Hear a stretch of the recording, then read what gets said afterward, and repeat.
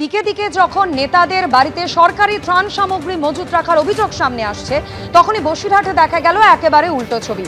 পুলিশকে চিঠি দিয়ে বাড়িতে ডেকে মজুত থাকা সরকারি ত্রাণ সামগ্রী ফেরত দিলেন প্রাক্তন তৃণমূল বিধায়ক সপ্তর্ষি বন্দ্যোপাধ্যায়। প্রাক্তন তৃণমূল বিধায়কের বাড়ি থেকে ত্রাণ সামগ্রী নিয়ে গেল পুলিশ। নিয়ে যাওয়া হলো ত্রিপল, কম্বল, ধুতি, শাড়ি, লুঙ্গি, শিশুদের পোশাক। ঈদের সময় বিতরণের জন্য বিধায়ক কোটায় মিলেছিল ত্রাণ সামগ্রী, এমনটাই দাবি করছেন বসিরহাট দক্ষিণের প্রাক্তন তৃণমূল বিধায়ক সপ্তর্ষি বন্দ্যোপাধ্যায়।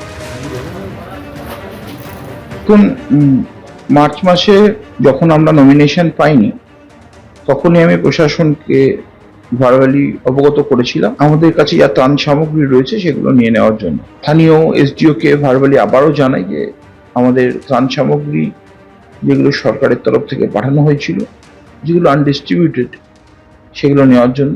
পরবর্তীকালে তার 10 দিনের মাথায় আমি একটা অ্যাপ্লিকেশন জানাই মাননীয় এসডিও ম্যাডামকে, জানতে চান কেন সেগুলো আনডিস্ট্রিবিউটেড হয়েছে। লিখিত জানাই, প্রশাসন বলেছে মানে আজকে সরাসরিভাবে সরকার সেগুলো গ্রহণ করবে এবং কত কি সংখ্যায় আছে সেগুলো মোটামুটি আমার জানানো আছে, সেটা প্রশাসনের হাতে আমরা হস্তান্তরিত করব। সরকারি সম্পত্তি, আমরা খালি কেয়ারটেকার ছিলাম। আমার টেনিয়রশিপের শেষে চাই সরকার এটাকে গ্রহণ করে।